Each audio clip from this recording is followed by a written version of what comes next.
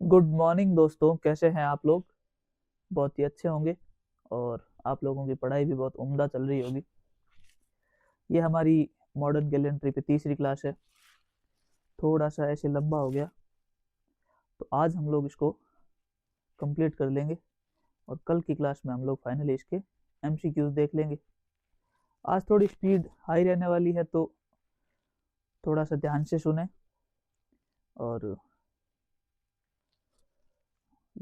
अगर वीडियो थोड़ा लंबा हो तो उसकी शिकायत ना करें। शुरू करें।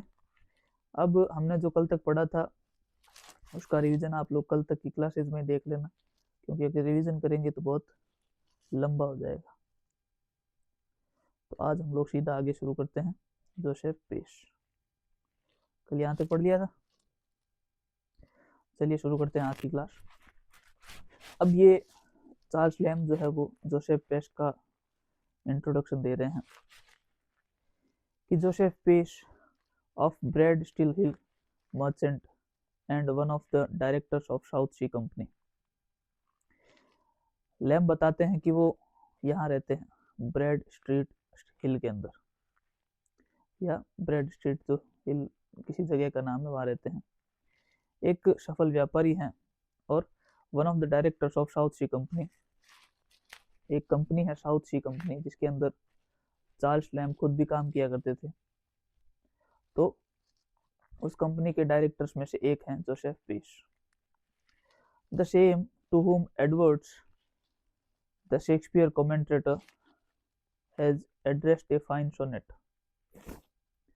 चार्ल्स लैम्ब कहते हैं कि ये वही जोसेफ पेश है जिस पर थॉमस एडवर्ड्स को शेक्सपियरियन कमेंटेटर कहते हैं, जिन्होंने एक सोनेट भी लिखा है। तो ये इन लाइनों पर जोर इसलिए दे रहे हैं, साउथ सी कंपनी, एक सोनेट लिखा गया इन पर, ताकि आपको लगे कि जोसेफ पेश जो है वो कोई फिक्शनल कैरेक्टर नहीं है, वो असल जिंदगी में एक रियल कैरेक्टर है। जहाँ साउथ सी कंपनी यह दिखाती है कि वो एक बहुत ही सक्सेसफुल बिजनेसमैन थे, और ये सोनेट यह दिखाता है कि उनका व्यक्तित्व कुछ इस प्रकार का था कि साहित्यकारों ने उन पर सोनेट्स लिखे या उनको अपने साहित्य में शामिल किया। तो ये एक बहुत ही उनिंदा कैरेक्टर है। आगे क्या कहते हैं, was the only pattern of consistent gallantry I have met with। वो कहते हैं कि मैं अब तक जितने भी गैलेंट्री से मिला हूं, उनमें सबसे जो कंसिस्टेंट गैलेंट्री थी, कंसिस्टेंट गैलेंट्री का मतलब जिसका व्यवहार बार बार चेंज ना होता हो, परिस्थितियों के हिसाब से, समय के हिसाब से, या किसी औरत को इज्जत देने में फर्क ना करते हो, उसको बोलते हैं कंसिस्टेंट गैलेंट्री। मतलब उनका व्यवहार गरीब महिला हो, अमीर हो, प्रिंसेस हो, कोई काउंटेस हो, बहन हो, माँ हो, पत्नी हो, प्रेमिका हो, सबके लिए सेम रहता है। तो उसको कहते हैं कि जोसेफ पेश एक ऐसे कैरेक्टर हैं जिनके अंदर मैंने मॉडर्न गैलेंट्री नहीं, कंसिस्टेंट गैलेंट्री देखी है। ही टुक मी अंडर हिज शेल्टर। उन्होंने मुझको अपनी छत्र छाया में, शेल्टर में लिया, संरक्षण में लिया, एट एन अर्ली एज, बहुत ही छोटी उम्र के अंदर, and bestowed some pains upon me. अब वैसे तो पेन्स का मतलब दर्द होता है, लेकिन यहाँ पर पेन्स का मतलब है कि उन्होंने मुझको कुछ काम दिए ताकि मैं कुछ काम सीख पाऊं। बेस्टाउड का मतलब प्रदान करना होता है।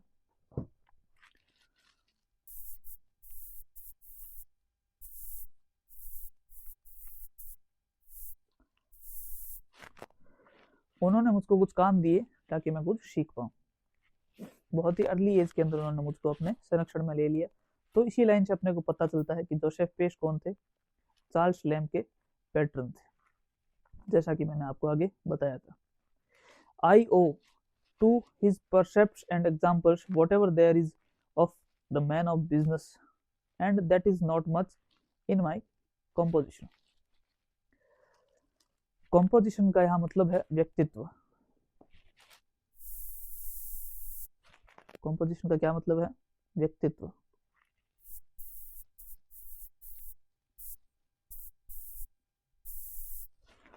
तो चार्ल्स लैम्ब कहते हैं कि जो कुछ मेरे व्यवहार में, मेरे व्यक्तित्व में आपको किसी बिजनेस के जो भी गुण आप देख सकते हो जो कि बहुत ज्यादा नहीं है, चार्ल्स लैम्ब कहते हैं कि मेरे अंदर जितने भी जो बिजनेस करने के गुण हैं जो कि बहुत ज्यादा नहीं है, वो मैंने उन्हीं के परसेप्ट मतलब उपदेश,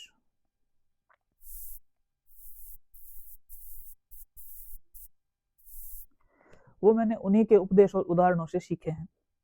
मैं उनका ऋणी हूँ इस बात के लिए कि उन्होंने मुझको बहुत कुछ सिखाया। ठीक है, ये स्लाइड समझ में आ गई होगी। आगे देखें, इस लाइन में बस जोसेफ पेश का जो इंट्रोडक्शन दिया है कि वो किस प्रकार के आदमी थे, वो कंसिस्टेंट गैलेंट्री वाले आदमी थे, उन्होंने किस प्रकार मुझको संरक्षण प्रदान किया और मैं उनका ऋणी हूँ। आगे वो कहते हैं it was not his fault, कि इनमें उनकी कोई गलती नहीं है। आई डिड नॉट प्रॉफिट मोर, कि मैं उनसे ज्यादा लाभ नहीं कमा पाया या प्रॉफिट नहीं बना पाया, इनमें उनकी कोई गलती नहीं है। उन्होंने मुझको सिखाने में भरसक प्रयास किया। और इसी लाइन से हमें यह भी समझ में आता है कि चार्ल्स लैम्ब जो ऐसे लिख रहे हैं, ये कहीं ना कहीं उनको डेडिकेट करके ही लिख रहे हैं, क्योंकि इस पूरे ऐसे का सारांश तो यही निकलता है कि महिलाओं की इज्जत वास्तविकता में करनी चाहिए। चार्ल्स लैम्ब इस ऐसे में जो भी बातें कह रहे हैं वो जोसेफ पेश से सीख कर ही कह रहे हैं। तो कहीं ना कहीं जो है उनके जो व्यक्तित्व में जो बिजनेस के गुण दिखते हैं, उसी के साथ साथ उनके अंदर जो ये विचार उत्पन्न हुए हैं, ये भी जोसेफ पेश को देखकर ही हुए। तो यहाँ कहते हैं it was not his fault, उनकी कोई गलती नहीं है। आई डिड नॉट प्रॉफिट मोर, कि मैंने ज्यादा उनसे लाभ नहीं कमाया। आगे कहते हैं though bred a Presbyterian and brought up as a merchant. ये कहते हैं कि उनका जो लालन पालन हुआ, ब्रेड का मतलब लालन पालन होता है या पालन पोषण होता है।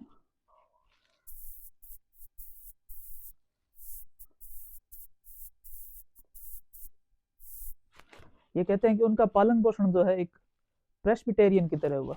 प्रेस्बिटेरियन एक ईसाई धर्म का संप्रदाय है, धार्मिक एक संप्रदाय है। जैसे हमारे यहाँ कई प्रकार के संप्रदाय चलते हैं, जैसे हिंदू धर्म के अंदर ही, या हमारे राजस्थान के अंदर बिश्नोई संप्रदाय है, या इस प्रकार के कई दशनाती संप्रदाय है। इस प्रकार से बहुत सारे संप्रदाय चलते हैं।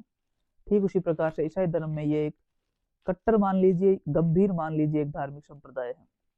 ये कहते हैं कि जो जोसेफ पेश थे वो एक प्रेस्बिटेरियन थे एंड ब्रॉट अप, एक मिनट दोस्तों वेट करेंगे, वो एक प्रेस्बिटेरियन थे and brought up as a merchant. उनका जो बचपन बीता था वो एक मर्चेंट की तरह वो बड़े हुए थे। He was the finest gentleman of his time. अब इसने कहा कि यद्यपि उनका जो लालन पोषण हुआ था वो एक गंभीर धर्म के अंतर्गत हुआ था, और वो जो बड़े हुए थे एक मर्चेंट की तरह, एक व्यापारी की तरह हुए थे। और 19वीं शताब्दी में ऐसा माना जाता था कि जो मर्चेंट होते हैं वो लाभ कमाते हैं, सिर्फ अपना मुनाफा देखते हैं। लेकिन फिर भी इनके विरोधाभास में, in contrast to this, he was a fine gentleman of his time, कि वो एक भले मानस थे अपने टाइम के। उनमें जो कट्टर बातें थी प्रेस्बिटेरियन की वो भी नहीं थी, और एक मर्चेंट की तरह भी वो कम पेश आते थे, हालांकि वो एक सफल व्यापारी थे। आगे बोलते हैं he had not one system of attention to females in the drawing room and the another in the shop or the store। ये कह रहा है कि उनके व्यवहार में कोई दोगलापन नहीं था, कि वो महिलाओं के साथ ड्राइंग रूम में किसी एक तरीके से पेश आते हों, और जो शॉप में काम करने वाली महिलाएं या स्टॉल पर महिलाएं होती है उनके साथ किसी दूसरे तरीके से पेश आते हों, या जो सामान्य काम करने वाली, कामकाजी मजदूरी करने वाली महिलाएं होती हैं उनके साथ किसी अलग तरीके से पेश आते हों। सामान्यतः देखा जाता है कि कोई भी दिखावा करने वाला आदमी अपने ड्राइंग रूम में या गेस्ट रूम में उसके गेस्ट के साथ या अपने प्रेमी प्रेमिकाओं के साथ अच्छे से व्यवहार करते हैं, जबकि उनके व्यवहार की वास्तविकता तब नजर आती है जब वो मार्केट में जाते हैं और किसी सामान्य महिला के प्रति भी वैसा व्यवहार करते हैं। अगर जैसा वो व्यवहार ड्राइंग रूम में अपने जान पहचान की महिलाओं के साथ करते हैं तब तो वो सभ्य माने जा सकते हैं, लेकिन उनके व्यवहार में फर्क दिखता है। पर जोसेफ पेस्ट के व्यवहार में ऐसा कोई सिस्टम नहीं था। उनके व्यवहार में एकाकीपन था, वो सबकी इज्जत किया करते थे। I do not mean that he made no distinction. Distinction मतलब विभेद। तो मैं ये नहीं कहता, लैम कह रहे हैं कि मैं, इसका मतलब ये नहीं है कि उनको जो है विभेद करना नहीं आता था कि कौन उसकी एक्विंटेंस है, कौन गरीब है या कोई कामकाजी महिला, उनमें उनको फर्क पता चलता था। लेकिन वो फर्क करते थे, लेकिन उनकी सुंदरता या पद को लेकर नहीं करते थे। उनका क्राइटेरिया अलग होता था। वो उनकी इज्जत महिला के रूप में ही करते थे। ठीक है, आगे पढ़ते हैं। But he never lost his site of sex. Sex का मतलब यहाँ स्त्रीत्व से है।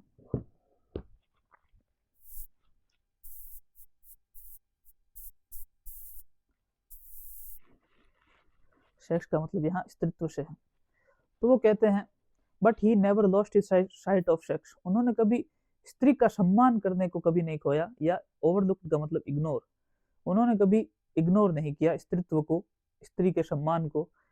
It in casualties of A disadvantageous situation. उन्होंने कभी भी विपरीत परिस्थितियों में भी स्त्रीत्व का तिरस्कार करना या उनका सम्मान न करना स्वीकार नहीं किया था, चाहे परिस्थितियां कितनी भी अनुकूल हो या प्रतिकूल हो। अनुकूल या प्रतिकूल स्थितियों का क्या मतलब है? प्रतिकूल स्थितियां मतलब उन्होंने कभी भी औरतों का औरतों को डिसरेस्पेक्ट नहीं किया, चाहे वो गरीब हो, अमीर हो, बूढ़ी हो, जवान हो, कोई काउंटेस हो, या कोई फल बेचने वाली, सब्जी बेचने वाली महिला हो। उन्होंने कभी भी किसी भी सिचुएशन में किसी भी औरत का सम्मान जो है वो खोया नहीं था, वो हमेशा सम्मान करते थे। आई हैव सीन हिम, मैंने उनको देखा है। स्टैंड बेयर हेडेड, नंगे सर देखा है मैंने उनको। स्माइल इफ यू प्लीज, यहाँ पर तो चार्ल्स लैम जब हमको एड्रेस कर रहे हैं कि अगर तुमको हंसना है तो हंसो। उनके जो पाठक है, उनके रीडर्स हैं, उनको कहते हैं कि तुमको अगर इस बात पर हंसी आ रही है तो तुम हंसो, वो तुमको रोक नहीं रहे हैं। वो कहते हैं, यहाँ पर इस लाइन का मतलब यह है कि उस समय जो कंटेम्प्रेरी सोसाइटी थी, वो आसपास के लोगों को इस प्रकार की हरकतें करते देखते थे। जब कोई अमीर आदमी किसी गरीब महिला की बिना किसी कारण, बिना किसी मतलब की मदद करते हो, तो इस प्रकार का व्यवहार उनके लिए उस समय हास्यास्पद हुआ करता था। इसलिए अगर आपको इस बात पर हंसी आ रही है तो आप हंसो। लेकिन मैंने उनको कई बार देखा है स्टैंड बेयर हेडेड, कि वो खड़े हैं बिना टोपी पहने हुए, क्योंकि उस समय एक रिवाज था कि किसी महिला को अगर इज्जत देनी हो तो आदमी अपनी टोपी उतारता है और झुकता है। इसका मतलब वो उस महिला को इज्जत दे रहा है। तो मैंने उनको देखा है कई बार बेयर हेडेड मतलब नंगे sir.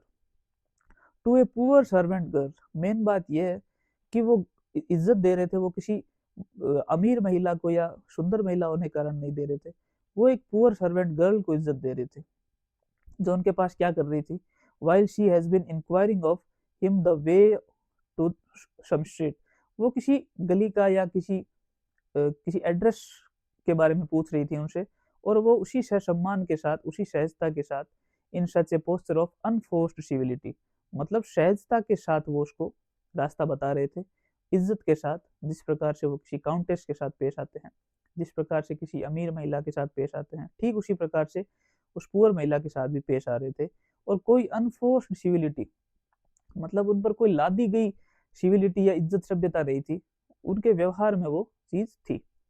As neither to embrace her in the acceptance nor himself in the offer of it. यहाँ क्या कह रहे हैं चार्ल्स लैम की, वो इस प्रकार से उसको रास्ता बता रहे थे जिससे एम्ब्रेस करने में उस लड़की को, जो कि गरीब थी, उसको कोई दिक्कत नहीं हो रही थी। मतलब वो सामने वाली लड़की को ये प्रदर्शित नहीं कर रहे थे कि वो बहुत ज्यादा अमीर है और वो सामने वाली लड़की गरीब है, या उनको भी कोई दिक्कत नहीं हो रही थी खुद को कि ये सामने वाली लड़की को मैं रास्ता क्यों बताऊं। सामान्यतया जब कोई सामान्य आदमी किसी अमीर आदमी से रास्ता पूछता है तो वो इशारा करते हुए इग्नोर कर देते हैं कि आगे जाकर पूछो, ये रास्ता उधर है, लेकिन वो अच्छे से जवाब नहीं देते, रिस्पेक्टफुली बिहेव नहीं करते। तो इस बात को चार्ल्स लैम्ब कहते हैं कि उनमें, उनके अंदर इतना घमंड नहीं था। वो बिल्कुल मैंने उनको देखा है नंगे सर, यानी कि टोपी उतार कर उसको बिल्कुल रेस्पेक्टफुली रास्ता बताते हुए मैंने देखा है। आगे लिखते हैं, he was not a dangler.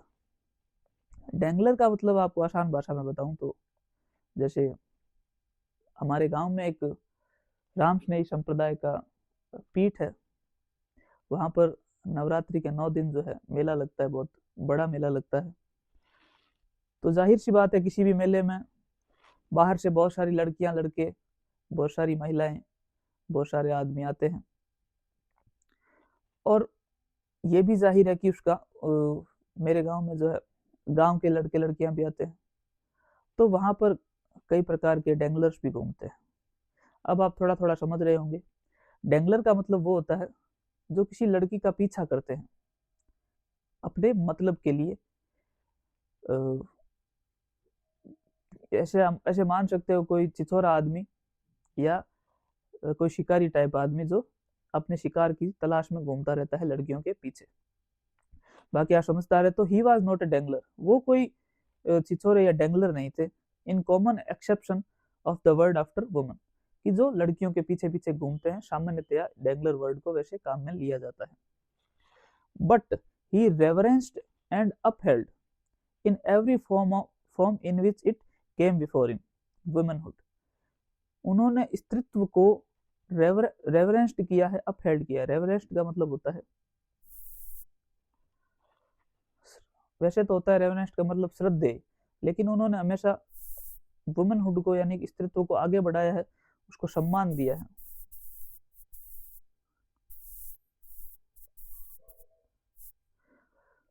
उन्होंने हमेशा स्त्रीत्व को सम्मान दिया है, उन्होंने हमेशा स्त्रीत्व को आगे बढ़ाया, जिस किसी फॉर्म में वो उनके सामने आया हो।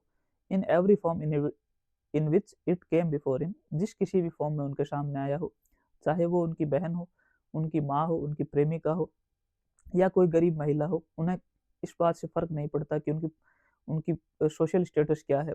उन्होंने हमेशा स्त्रीत्व, स्त्री के सम्मान को आगे बढ़ाया है, सम्मान दिया है। आई हैव सीन हिम, मैंने उनको देखा है। अब यहाँ चार्ल्स लैम्ब जो है मना करते हैं कि अब हंसना बंद कीजिए, क्योंकि सामान्यतया लोग इस बात पर हंसते हैं तो वो रोकते हुए क्या इस बात की गंभीरता को समझाना चाह रहे हैं कि आप हंसी मजाक बंद कीजिए, आप इस बात की गंभीरता को समझिए। आई हैव सीन हिम, मैंने उनको देखा है।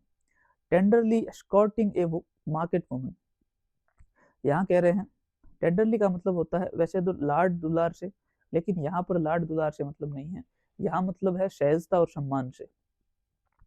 तो मैंने उनको देखा है टेंडरली एस्कॉर्टिंग ए मार्केट वुमन, एक मार्केट वुमन की मदद करते हुए, whom he had encountered in a shower, जो उनको बारिश वाले किसी दिन में मिली थी। exalting his umbrella over her poor basket of fruit, यहाँ कितनी गहराई से वो ये बात को समझाना चाह रहे हैं कि मतलब वो सिर्फ महिलाओं का सम्मान नहीं करते, महिलाओं की रोजी रोटी का भी उसी तरह सम्मान करते हैं।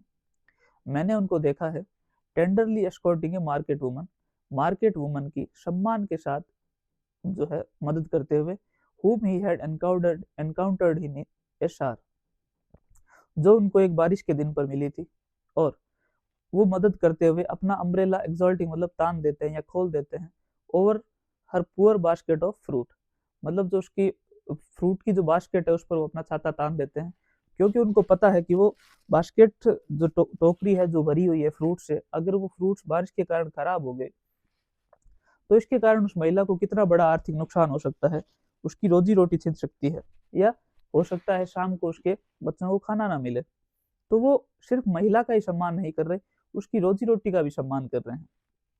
तो इस प्रकार का व्यक्तित्व था जोसेफ पेश का। That it might receive no damage, कि उस टोकरी को भी कोई दिक्कत ना हो, इसलिए उन्होंने अपना छाता उस टोकरी के ऊपर तान दिया या खोल दिया। With as much carefulness as she had been a countess, और वो उस महिला के साथ उसी तरह व्यवहार कर रहे थे जिस प्रकार जो है किसी काउंटेस के साथ व्यवहार किया जाता है। और कोई अमीर आदमी या गरीब आदमी किसी भी सामान्य महिला के साथ ऐसा व्यवहार सामान्यतया नहीं करता है। देखिए कोई काउंटेस हो तो उसका नौकर होता है, वो नौकर उसके लिए छाता खोल के इसके पीछे चलता है ताकि उसकी काउंटेस उससे खुश हो, उसको उपहार दे, लेकिन बदले में कुछ नहीं चाहते हुए भी जो पेश है वो उनकी मदद करते हैं। जोसेफ पेश जो है उस महिला की मदद करते हैं उसके फ्रूट्स को बचाने में, उस शार में या उस बारिश में। आगे चलते हैं। To the reverend from form of female eld he would yield the wall, though it were to an ancient beggar woman, with more ceremony than we can afford to show our grandmas। यहाँ पर ये हम पर ताना कस रहे हैं, readers पर ताना कसते हुए कह रहे हैं, या मॉडर्न सोसाइटी के जो आज के युवक हैं या आज के जो युवान हैं उन पर ताना कसते हुए सीधे सीधे कटाक्ष करते हुए कह रहे हैं कि वो जो एल्डर वुमन होती थी, जो बूढ़ी महिलाएं होती थी, उनको तो पूजनीय मानते थे। रेवरेंड का मतलब पूजनीय।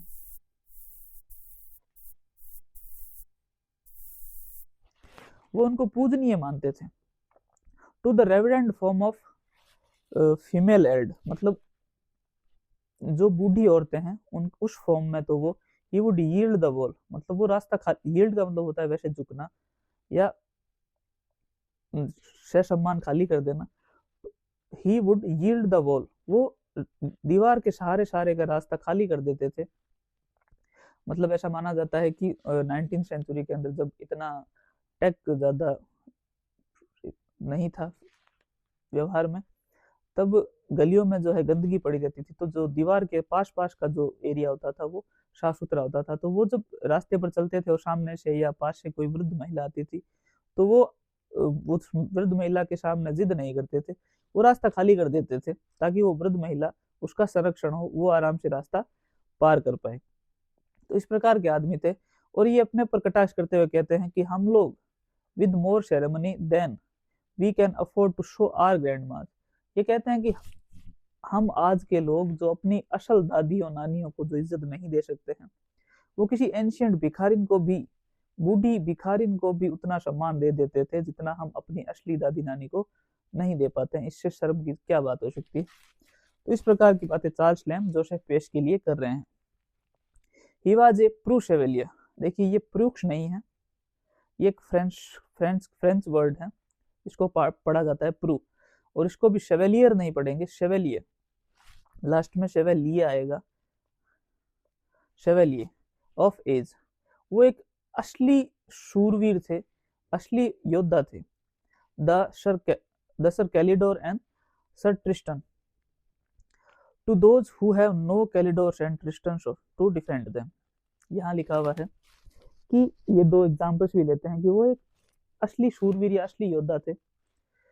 द सर कैलिडोर का जो एल्यूजन लिया गया है वो अपने, आपने सुना होगा एडमंड स्पेंसर की फेरी क्वीन है, उसके अंदर से लिया गया है, जिसके अंदर सर कैलिडोर या सर ट्रिस्टन जो है ये आर्थुरियन लीजेंड्स के अंदर जितने भी जो पोएम्स लिखी हुई है या जो उसके अंदर दे रखे हैं एल्यूजन्स, उनसे लिया गया सर ट्रिस्टन।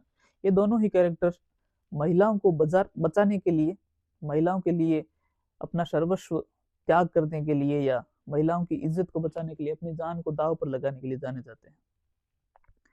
तो he was the preux chevalier of the age, मतलब वो उस एज के प्रू शेवेलियर या असली योद्धा थे। और टू दोज, उनके लिए जिनके लिए कोई कैलिडोर्स और ट्रिस्टन्स नहीं है। आपने कभी देखा है किसी एपिक के अंदर, किसी मूवी के अंदर कि किसी वृद्ध महिला को बचाने के लिए कोई नौजवान युवा योद्धा जाता है, या कोई बिल्कुल जवान खून या नौजवान कोई जो कि छोटी औरतों या उस मूवी की या उस एपिक की हीरोइंस को बचाने के लिए अक्सर हमने देखे हैं, लेकिन किसी बूढ़ी महिला को बचाने के लिए कोई नहीं जाता है।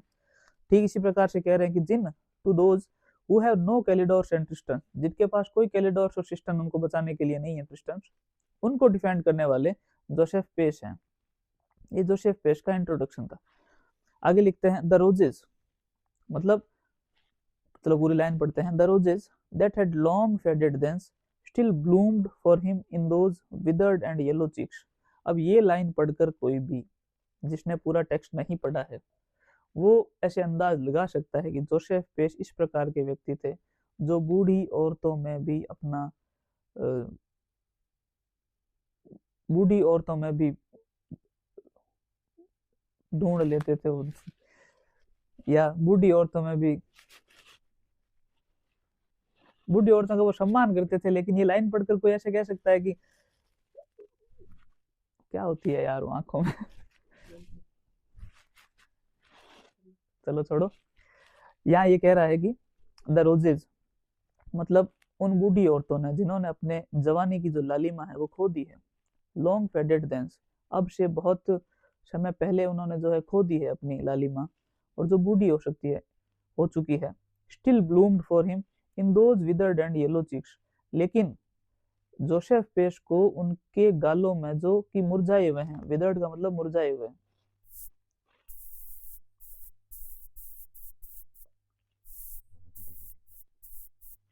उनके मुरझाए हुए और येलो चीक्स मतलब पीले पड़ गए चीक्स, पीले पड़े हुए गालों में भी आज भी उनको वो मतलब इस बात का मतलब ये नहीं है कि वो उनमें कोई प्रेम ढूंढ रहे हैं, कोई प्यार ढूंढ रहे हैं। इस बात को अगर कोई खाली इस लाइन को पढ़े तो अपनी वासना, वासना एग्जैक्ट वर्ड इज वासना, इसका मतलब ये नहीं है कि वो बूढ़ी महिला में भी अपनी वासना ढूंढते हैं, नहीं। इसका मतलब ये है कि वो बूढ़ी महिलाओं का सम्मान करते हैं जिन्होंने अपनी लालिमा, जिन्होंने अपनी गुलाबी जो गाल हैं उनको बहुत पहले खो दिया है, लेकिन उन मुरझाए हुए होठों में भी जोसेफ पेश को लालिमा दिखती है, सम्मान दिखता है। तो अगर कोई खाली इस लाइन को पढ़े बिना टेक्स्ट का रेफरेंस जाने हुए तो वो जोसेफ पेश को मिस इंटरप्रेट कर सकता है। ठीक है, बाकी समझ में आई होगी ये स्लाइड भी, और अगर आपको रिवीजन करना है तो वापस से वीडियो देख लेंगे क्योंकि आज की हमारी क्लास थोड़ी लंबी होने वाली है। आगे देखते हैं। He was never married. Charles Lamb आपसे कहते हैं he was never married, उन्होंने कभी शादी नहीं करी थी। But in his youth he paid his address to the beautiful Suzanne Winstanley. उन्होंने कभी शादी नहीं करी थी लेकिन अपने यूथ के अंदर या अपनी जवानी के अंदर उन्होंने अपने प्यार का इजहार किया था विन स्टैनले के साथ, सुजैन विन स्टैनले के साथ। कौन थी सुजैन विन स्टैनले?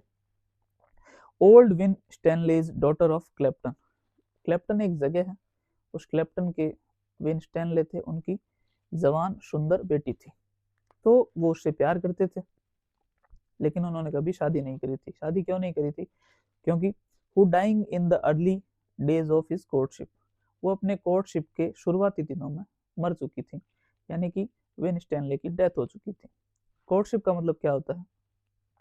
कोर्टशिप का मतलब वो सुहावने दिन होते हैं जो शादी के पहले के होते हैं, जब एक दूसरे को वो जान रहे होते हैं, एक दूसरे के बाद साथ वो समय व्यतीत कर रहे होते हैं, नदी के किनारे बैठते हैं, या आज के दौर में देखें तो मूवी देख रहे होते हैं। तो वो जो दिन होते हैं शादी के पहले के, उन दिनों को कोर्टशिप कहते हैं। तो विन स्टैनले की डेथ उन कोर्टशिप के दिनों में हो गई थी, अर्ली एज में। और confirmed in him the resolution of perpetual bachelorship, जिन्होंने उसमें कंफर्म कर दिया था या साबित कर दिया था, इस रिजोल्यूशन को एकदम अटल कर दिया था। रिजोल्यूशन संकल्प, इस संकल्प को अटल कर दिया था कि वो हमेशा बैचलर रहेंगे, हमेशा उनके सम्मान में, उनकी याद में किसी दूसरी लड़की से शादी नहीं करेंगे, वो हमेशा बैचलर रहेंगे, बस उसी के प्रेम में रहेंगे। तो उन्होंने कभी शादी नहीं करी थी। आगे चलते हैं। It was during their short courtship, अब वो एक घटना का वर्णन कर रहे हैं चार्ल्स लैम को, वो अब इस घटना के बारे में बता रहे हैं कि जो शॉर्ट कोर्टशिप के दिन थे, बहुत ही उनके कम कोर्टशिप के दिन चले थे, उनमें वो बताते हैं कि ही टोल्ड मी, उन्होंने मुझे बताया, that he had been one day treating his mistress with the profusion of civil speech. वो एक दिन profusion of civil speech का मतलब तारीफें करना, और तारीफें इस हद तक कर देना कि वो सहन के बाहर हो जाए, लेकिन फिर भी नौजवान जो है वो प्रेम प्यार के शुरुआती दिनों में ऐसा करते हैं। तो उन्होंने भी शुरुआती जो कोर्टशिप के दिन थे उसमें एक दिन वो अपनी जो प्रेमिका थी उसकी तारीफों के कसीदे पढ़ रहे थे। द कॉमन गैलेंट्री, जैसे सामान्य नौजवान करते हैं। To which kind of thing she had hitherto manifested no रिपग्नेंस।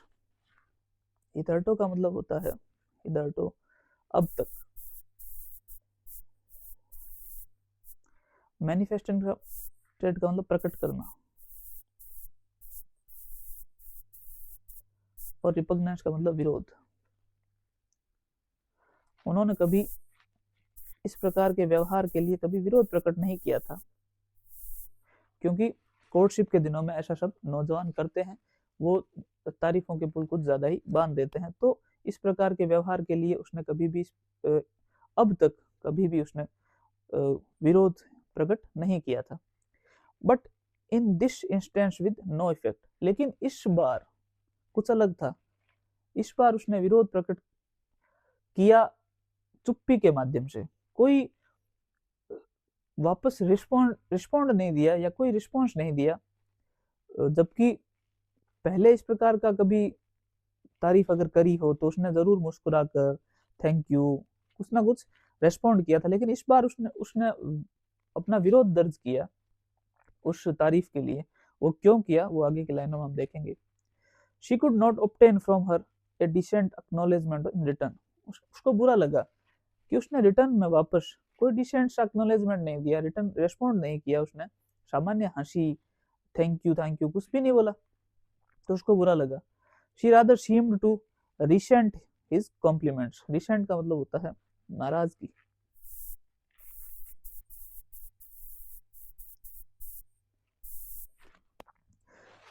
She rather, अच्छा उसको लग रहा है कि बजाय इसके कि वो कुछ रिप्लाई करे या कुछ एक्नॉलेजमेंट दे, उसको कुछ रिटर्न में कुछ वापस कुछ सुहावना दे, बजाय इसके शी सीम्ड रिसेंट, वो नाराज दिख रही थी, वो अपनी नाराजगी प्रकट कर रही थी उस तारीफों के बदले।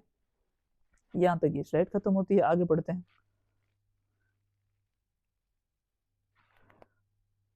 She could not set it down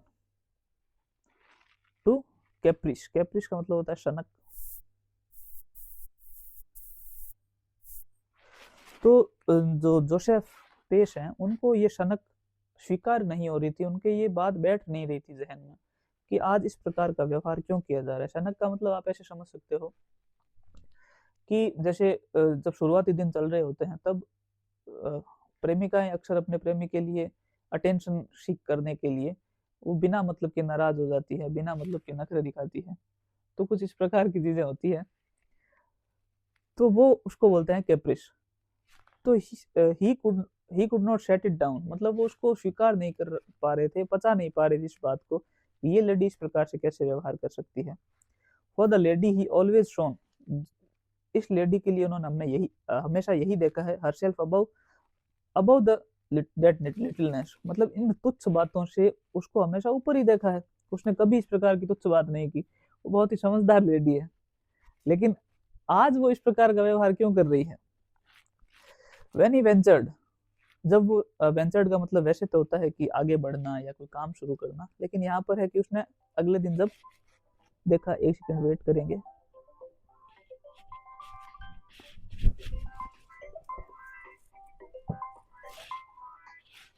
phone आ गया बीच में, रुकिए।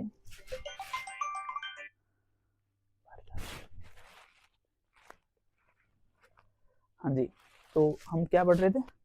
When he ventured the following day, मतलब अगले दिन जब उन्होंने देखा, following day finding her a little better humoured, मतलब उनके जो व्यवहार था या उनका जो मूड था वो थोड़ा शांत था अगले दिन। तो एक्स पोस्टुलेट, ये क्या है, एक्स पोस्टुलेट, इसका मतलब होता है विनय पूर्वक शिकायत करना, आराम से बिना गुस्सा किए शिकायत करते हैं तो विनय पूर्वक।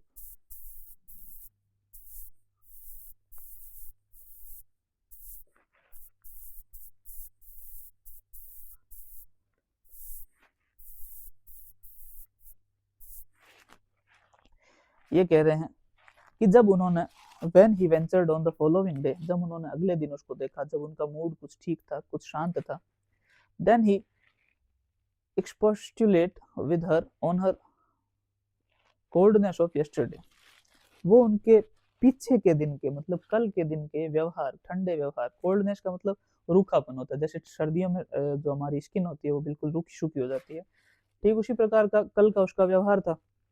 तो उन्होंने शिकायत लगाते हुए कहा कि तुम्हारा कल का व्यवहार ऐसा क्यों था।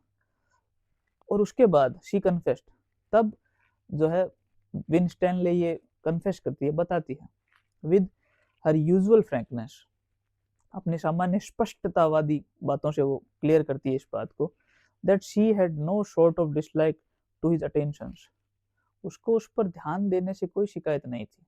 अब उसने कुछ ध्यान दिया होगा तो उसकी ड्रेस देखी होगी, उसकी चाल ढाल देखी होगी, उसकी हेयर स्टाइल देखी होगी, लिप्स की तारीफ की होगी, कुछ ना कुछ किया होगा। तो तो विंस्टनले जोसेफ पेश से कहती हैं कि मुझको तुम्हारे ध्यान देने पर, तुम्हारे इस आकर्षित होने पर कोई शिकायत नहीं है। And she could even endure some high flown compliments, मतलब वो इससे भी ज्यादा कुछ सुन सकती है, कुछ सहन कर सकती है अगर तुम इससे भी ज्यादा उनकी तारीफ कर दो। कुछ हाई फ्लोन कॉम्प्लीमेंट्स मतलब तुम ब्रह्मांड की सबसे सुंदर परी हो, परियों से तुलना करते थे, देवियों से करते थे, जैसे अपने उर्वशी, मेनका ऐसे बोल देते हैं कई बार। तो उस प्रकार से अगर तुम कुछ हाई फ्लोन कॉम्प्लीमेंट्स भी देते तो वो भी सहन कर लेती। लेकिन और आगे वो कहती हैं कि that a young woman placed in her situation has a right to accept all sort of civil things said to her. ये कह रहा है कि हर महिला जो मेरी जगह पर हो, उसको यह अधिकार है कि अपने प्रेमी से इस प्रकार की चीजें सुने, अपने प्रेमी से तारीफें सुने, उसको इस प्रकार की चीजों से कोई दिक्कत नहीं है, वो ये सब सुन सकती है। वो इससे भी ज्यादा उसको देवीय रूप में स्वीकार करे तो वो भी सुन सकती है। उसको इन सब चीजों से मतलब तारीफ करने से या कॉम्प्लीमेंट देने से उसको कल दिक्कत नहीं हुई थी। उसका रीजन कुछ और था, उस रीजन के बारे में आगे बात करेंगी। That she hoped she could digest A dose of adulation. Adulation का मतलब भी तारीफ ही होता है, कि वो तारीफ की एक और खुराक भी सहन कर लेती, जो sort of insincerity with little injury to her humility as most young woman. ज्यादातर जो लड़कियों की डिसरेस्पेक्ट होती है, अगर उसमें उस तारीफ में वो डिसरेस्पेक्ट ना होती या कोई ताना ना कसा हुआ था, तो मैं सब प्रकार का जो है तारीफें या जो तुमने ध्यान दिया है वो सब स्वीकार कर लेती, मुझे उससे कोई दिक्कत नहीं थी। पर दिक्कत क्या थी? बट दैट, समस्या ये है, a little before he had commenced his compliment. Commenced का मतलब शुरू करना होता है।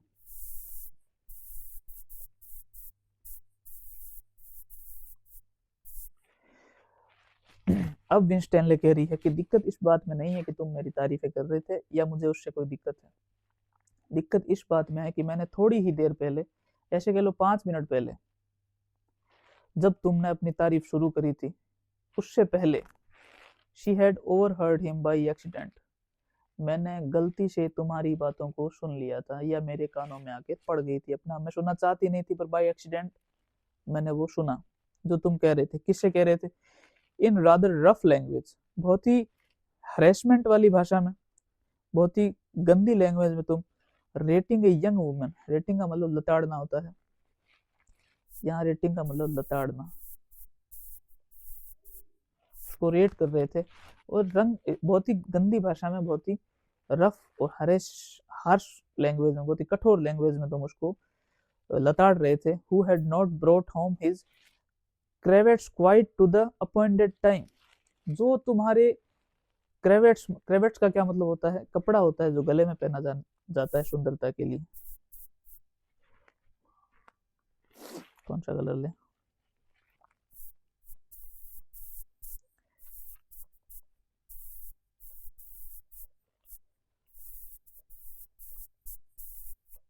आप गूगल पे सर्च करके देखना, आपको पता चल जाएगा, वो होता है क्रेवेट्स। कि तुम एक लड़की को लताड़ रहे थे सिर्फ इस बात के लिए कि वो तुम्हारे क्रेवेट्स को समय पर घर पे नहीं लेकर के आ गई थी, इसलिए तुम उसको लताड़ रहे थे। Who had not brought home cravats quite to a appointed time, जो अपॉइंटेड टाइम पर तुम्हारे क्रेवेट्स को तुम्हारे घर पे नहीं लेके आई थी। तुम इस बात के लिए उस लड़की को बहुत बुरी तरीके से लताड़ रहे थे और इस बात से मुझे दिक्कत हुई। आगे क्या कहती हैं Winstanley? And she thought to herself, और वो मन में सोचा, उन्होंने अपने मन ही मन सोचा कि as I am Miss Susan Winstanley, कि मैं मिस सुजैन स्टैनले हूँ, एंड ए यंग लेडी, और एक जवान खूबसूरत औरत हूँ, ए रेप्यूटेड ब्यूटी, प्रसिद्ध सुंदरता के लिए प्रसिद्ध हूँ, and known to be a fortune, मतलब फॉर्च्यून का मतलब होता है वारिस, अमीर वारिस को फॉर्च्यून यहाँ कहा गया, या अमीर हूँ। मतलब मैं विन स्टैनले हूँ, यंग हूँ, रेप्यूटेड ब्यूटी हूँ, और फॉर्चुनेट भी हूँ, अमीर भी हूँ। I can have my choices of the finest speeches from the mouth of this very fine gentleman who is courting me.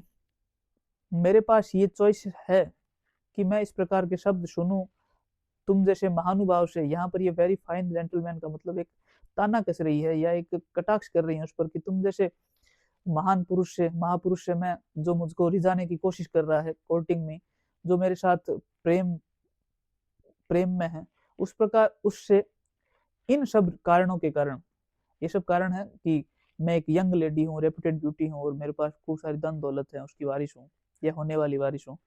तो मेरे पास ये चॉइस है कि मैं इस प्रकार के तुम तुम जैसे महानुभाव से इस प्रकार के फाइनेंस स्पीचेस सुन सकूं या तारीफें सुन सकूं।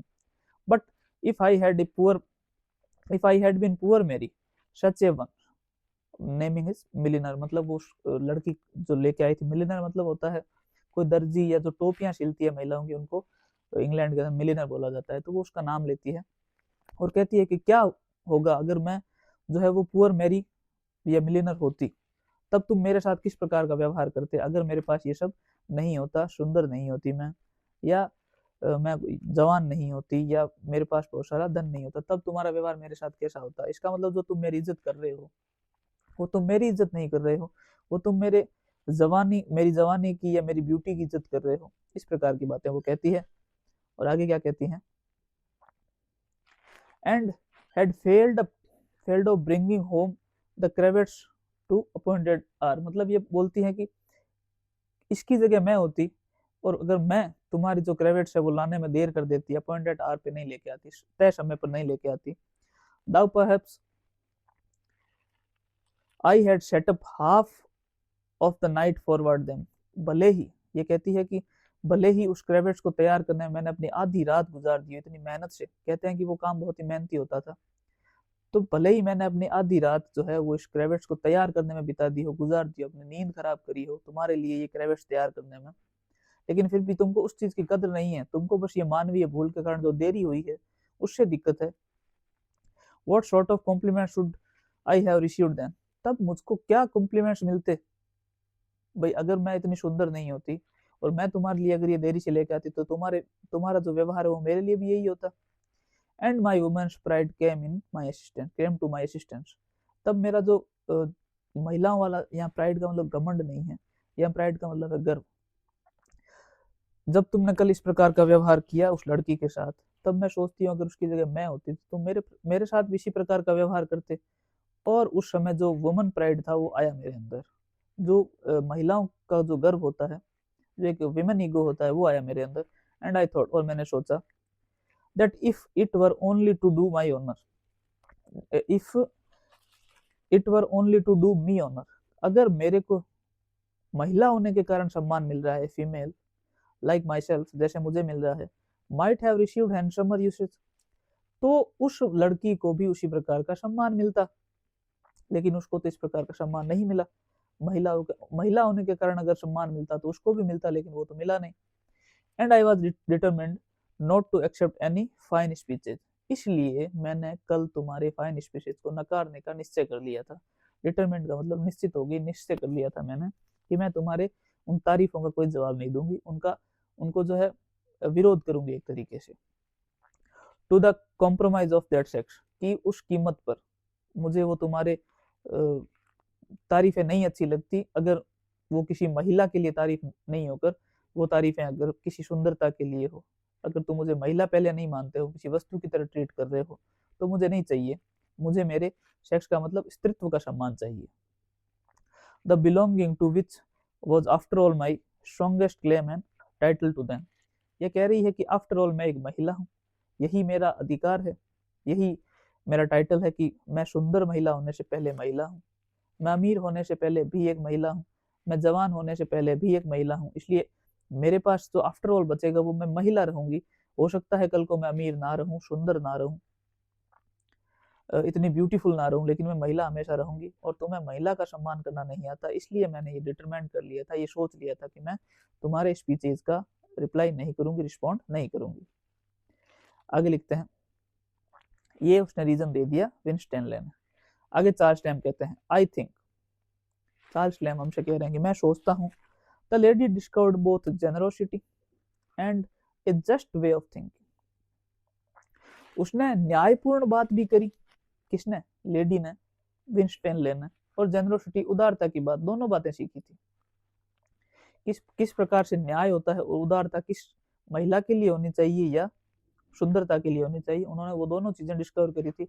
इन दिस रिब्यूक, रिब्यूक का मतलब होता है चिल्लाना या डांटना, लेकिन यहाँ पर उन्होंने आराम से बात करी थी, लेकिन नाराजगी व्यक्त करते हुए करी थी। इसलिए in this rebuke which she gave her lover, जो उन्होंने अपने लवर को बात कही थी या उन पर जो चिल्लाया था, उन पर जो विरोध प्रदर्शन किया था, उसमें उन्होंने जेनरोसिटी भी प्राप्त की और जस्ट वे ऑफ थिंकिंग भी प्राप्त किया था। And I have sometimes imagined, Charles lamb कहते हैं कि मैं कई बार ये सोचता हूँ, कल्पना करता हूँ, that the uncommon strain of courtesy which through life regulated the actions and behavior of my friend towards all the womankind indiscriminately।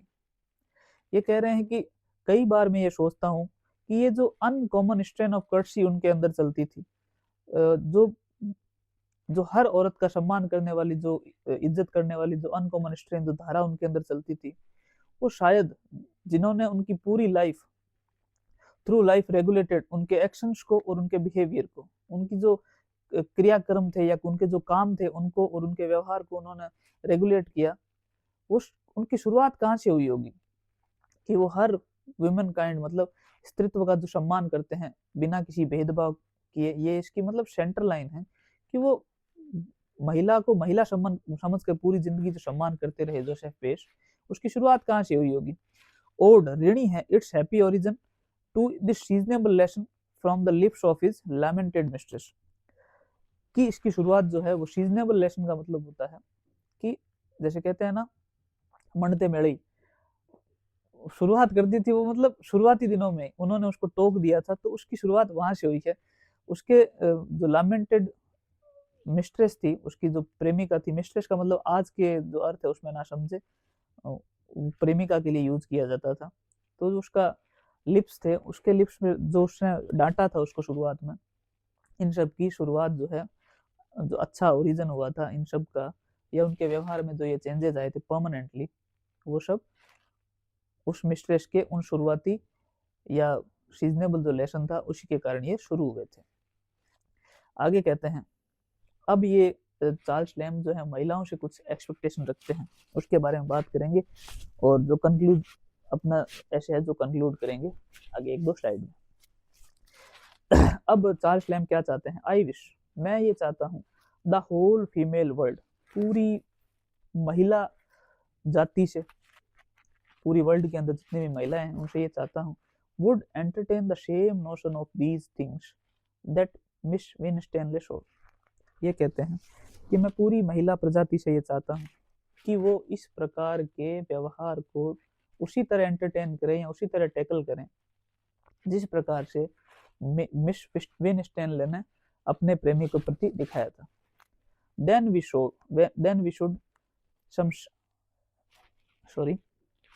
should see something of the spirit of consistent gallantry। हम तभी इस समाज में consistent gallantry को प्राप्त कर पाएंगे, ना कि ओकेजनल गैलेंट्री को या मॉडर्न गैलेंट्री को देखेंगे। अगर इस प्रकार का व्यवहार, जिस प्रकार का व्यवहार मिस, एक सेकंड थोड़ा पानी पी लेता हूँ।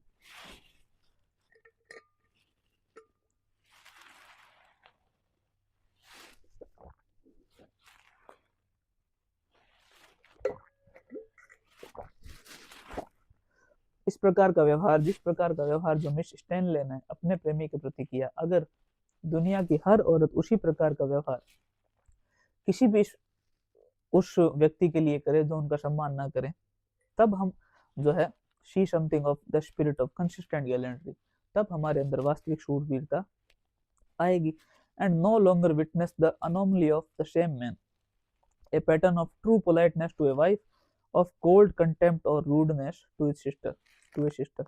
ये कह रहे हैं कि वही सेम व्यक्ति किस प्रकार की अनिरंतरता दिखाता है कि अपनी पत्नी का सम्मान करता है लेकिन अपनी बहन के साथ अच्छा व्यवहार नहीं कर पाता, वो उसको गलत तरीके से ट्रीट करता है, उसको डांटता फटकारता है, उसको हिकारत की नजर से देखता है, लेकिन अपनी पत्नी जिससे उसको बहुत कुछ प्राप्त करना है या अपनी जिंदगी के अंदर गिरगिराटे नहीं रखने, तो उसकी पत्नी का वो सम्मान करता है, लेकिन अपनी बहनों के साथ, अपनी चाचियों के साथ, बुआओं के साथ वो अच्छे से पेश नहीं आता है। तो इस प्रकार की अनोमली हमें सामान्यतया देखने को नहीं मिलेगी।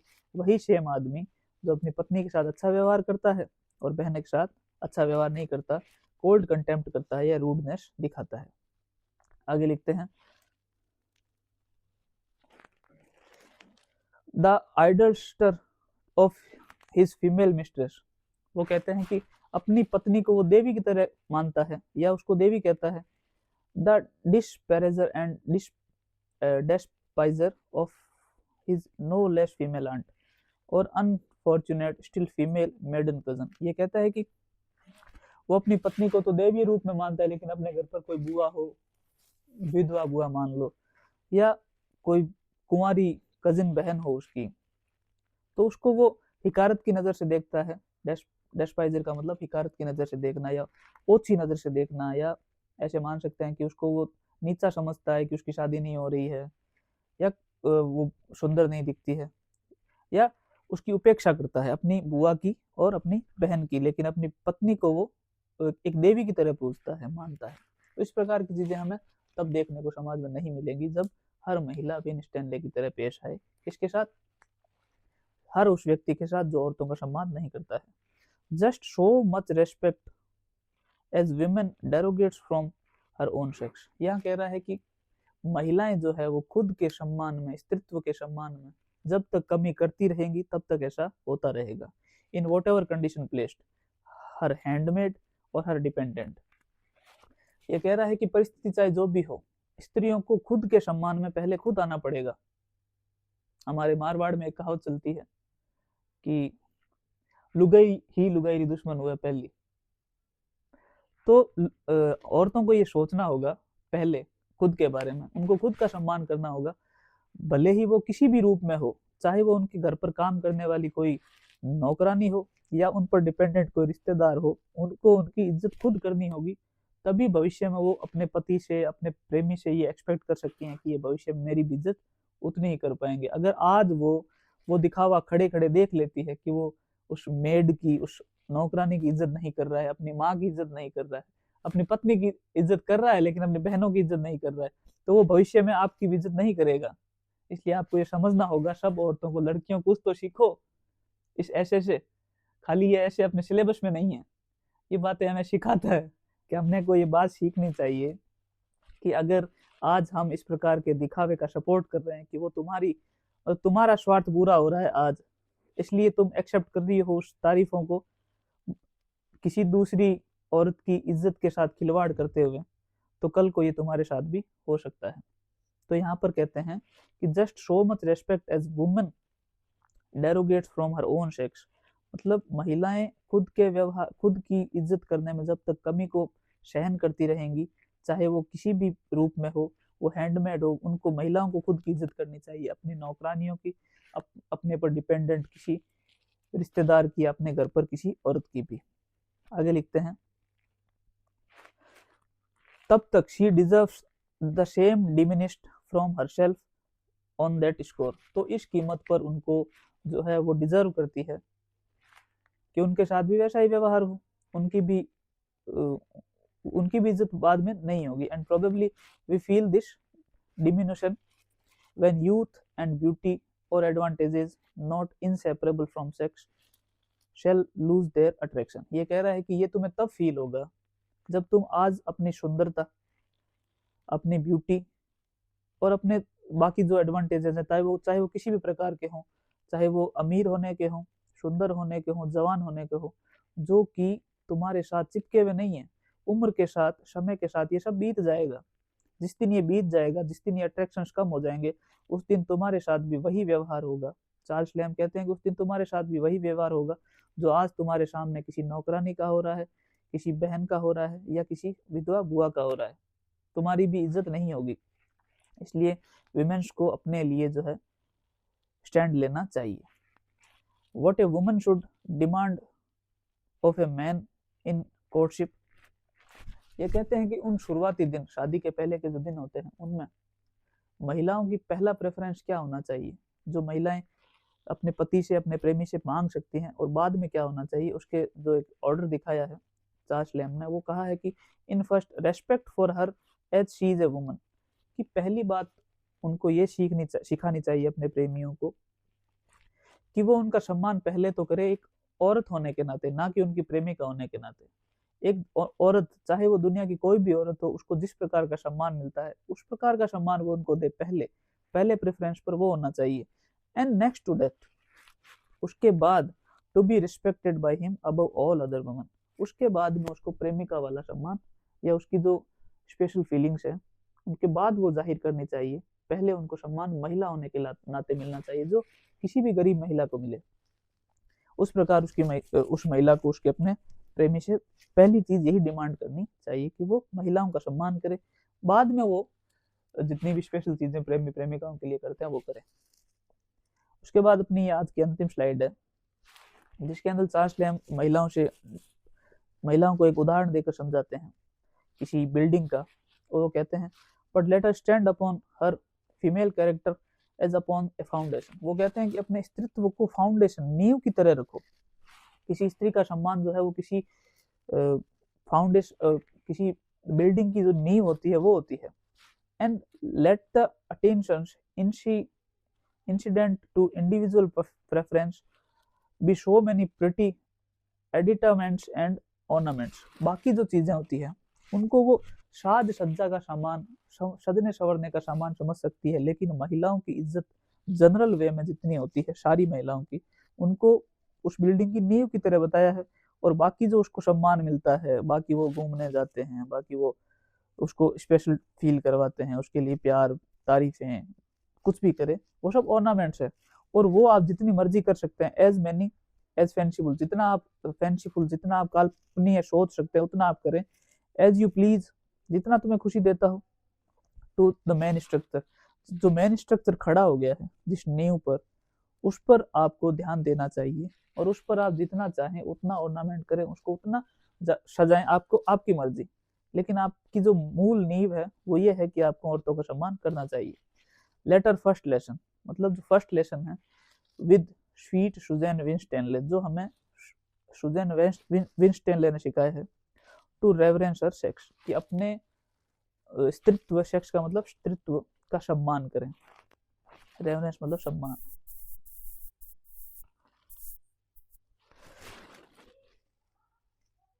तो इस प्रकार से हमारा ये ऐसे जो है वो यहाँ पर समाप्त होता है। और हमने 3-4 क्लास में ये किया। आज का थोड़ा सा फास्ट रहा, उसका कारण ये था कि थोड़ा सा लंबा था और आज हमें खत्म करना था। अगर आपको थोड़ा कम समझ में आया है तो आप एक बार रीडिंग ले, एक बार से वापस इसको रिवाइज करें। माफ़ी चाहता हूँ थोड़ा सा फास्ट हुआ, लेकिन कई बार मजबूरियों में करना पड़ता है। बाकी जो अगली क्लास होगी हमारी, उसमें हम लोग इसके MCQs देखेंगे और उसके साथ ही हमारा ये ऐसे समाप्त होता है। थैंक यू सो मच, आज के लिए इतना ही।